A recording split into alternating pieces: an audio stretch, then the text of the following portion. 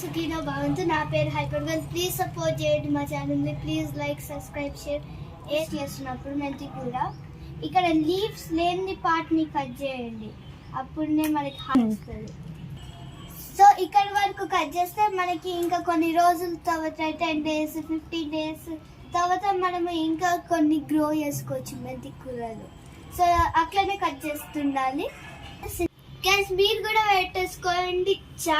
చాలా ఆకులు వస్తే మనం మంచిగా తినచ్చు, హెల్తీ డైజెషన్ అవ్వచ్చు. 20 daysలో వచ్చేస్తే ఈ ప్రాసెస్ మొత్తం. సో మీరు మంచిగా తినచ్చు.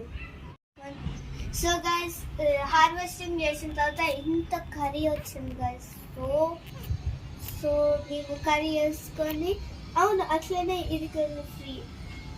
ఇది అసలు కెమికల్స్ తోటి అవ్వలే గైస్. సో ఇది న్యాచురల్ ఫుడ్ గైస్.